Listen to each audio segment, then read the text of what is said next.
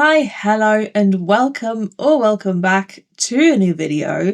Today we're going to be talking all things tongue piercings, the different types, pain, healing, aftercare, what to expect, things you should know, the good, the bad, the ugly, all the good stuff. My credentials for talking about this are I had my tongue pierced for about 5 or 6 years before I got it split, and I have the dental damage to prove it, which I will talk about later. And I love tongue piercings. I love doing them when I was a piercer, and they're just really, really cool. They are some of my favorite piercings. If you like these types of videos and you would like to see more, please let me know by liking this video and maybe even consider subscribing if you would like to see more from yours truly. And with all of that out of the way, let's get into the video. A quote-unquote traditional tongue piercing is placed right in the middle of your tongue where the two muscles are being held together by a thin little piece of tissue. I unfortunately can't show you this because it is the exact thing that gets cut when you get your tongue split, but I will provide some form of illustration here. It is usually placed as far back as possible, and some piercers also like to angle it backwards a little bit so that it sits more flush to your tongue when it is in your mouth. Another really popular variation are venom bites, which is where you have one piercing through each side of your tongue, which technically I could get with a tongue split. I have no desire to get them, but that is besides the point. Just to help you visualize the placement. And they are usually more towards the middle of the tongue versus as far back as possible. And those are usually angled kind of like this to avoid the veins running along the underside of your tongue. Again, this varies from person to person. Everyone has like a little bit different anatomy. Some people even have a fat vein running through the middle of their tongue so they can't get a traditional tongue piercing. This is just like a general rule of thumb, right? Piercings are so individual. So I'm just saying like ideal placement, ideal anatomy, ideal everything. Right? For both of those piercings, the initial jewelry and most likely the jewelry you'll always have in there in some variation is a straight barbell, and the standard thickness for those is 1.6 millimeters. You can stretch tongue piercings. I think they're kind of gaining a bit more popularity recently. They stretch pretty much like every other piercing. Obviously, provided you have the correct anatomy, aka a huge fucking tongue. You can have multiple of both of those variations. It really just comes down to tongue size and patience with healing.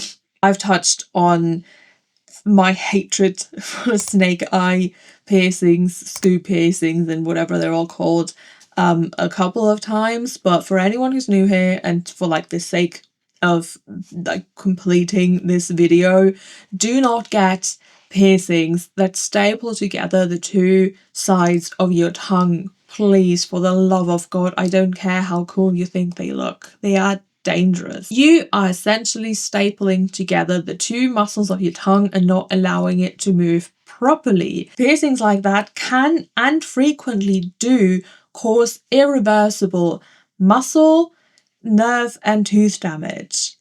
Okay? Do not do it. It is not worth it. Please. I would rate the pain of getting a tongue piercing from like a 2 to a 7, again depending on your individual pain tolerance and what kind of piercing you get. For me, I just had one traditional tongue piercing in the middle of my tongue.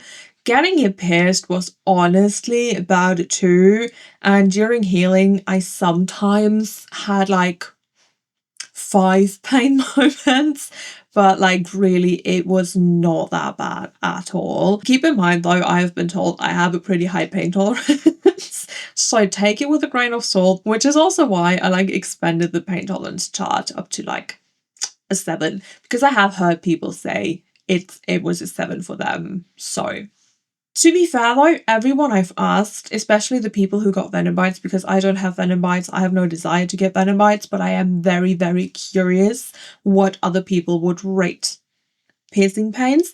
And no one has said it was worse than biting your tongue.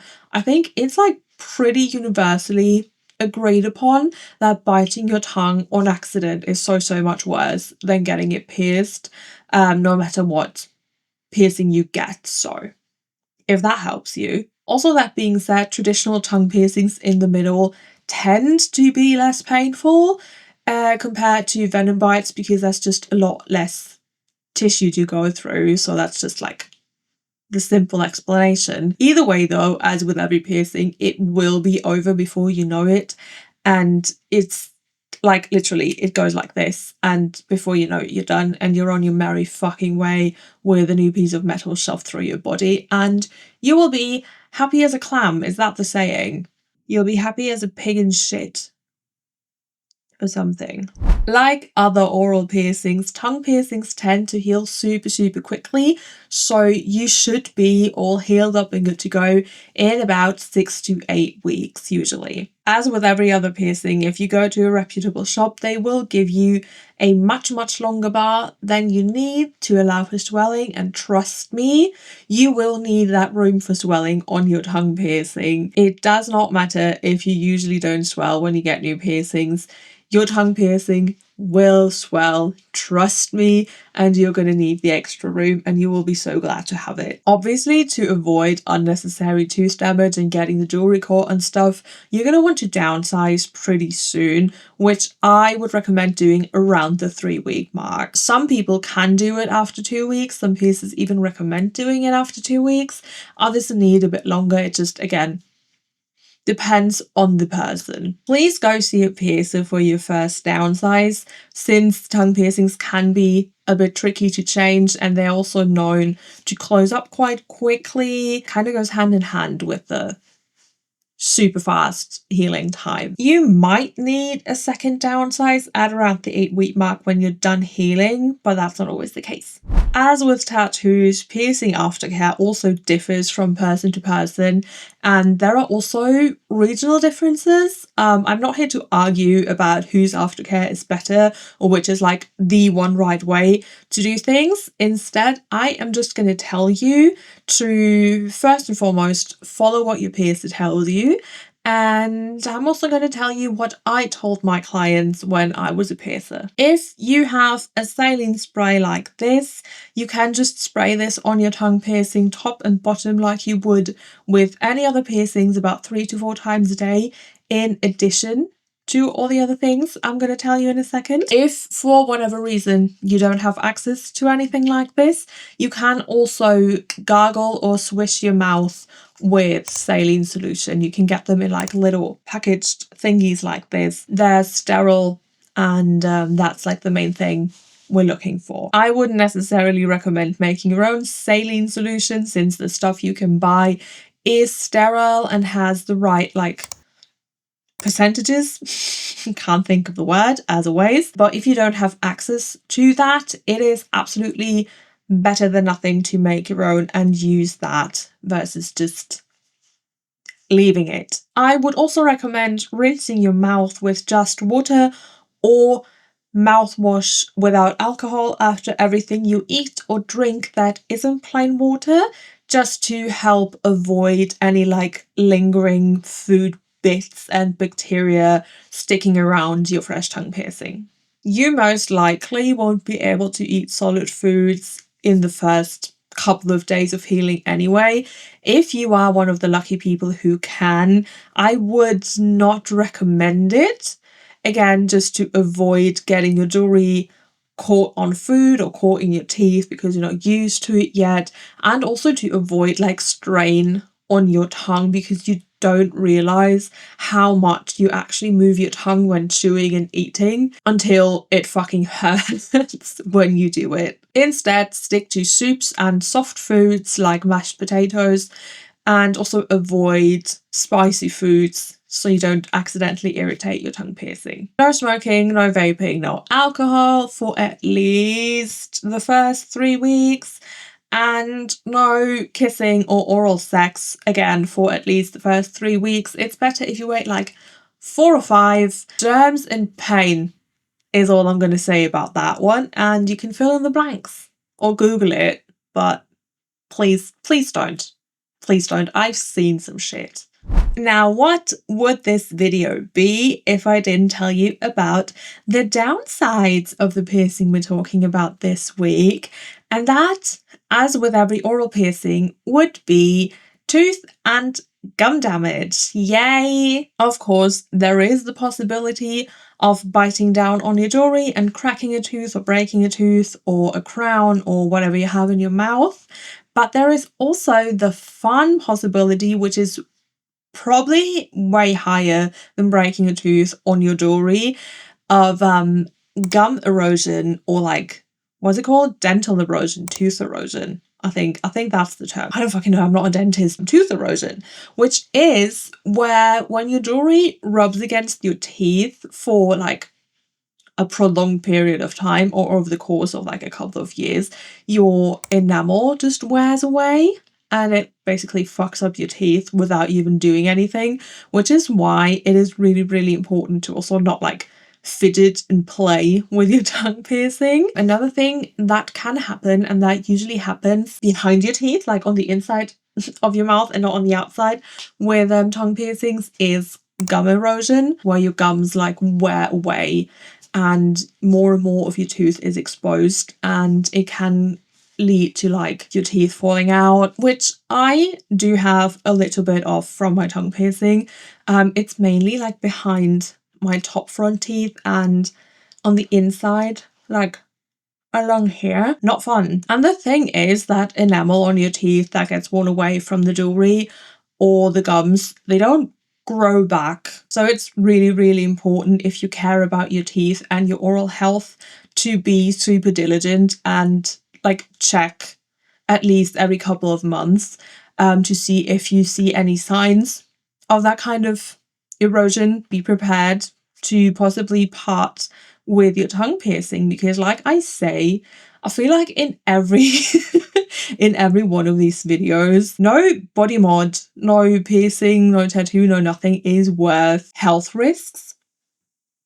It just straight up isn't. As much as I would like to deny it and be delusional about it, it's really not worth it. You might have to take out your piercing after a couple of years. I know some piercers don't even do tongue piercings for that exact reason. To be fair, those piercers usually just don't do oral piercings anyway. Gone off on yet another tangent with no plans of returning.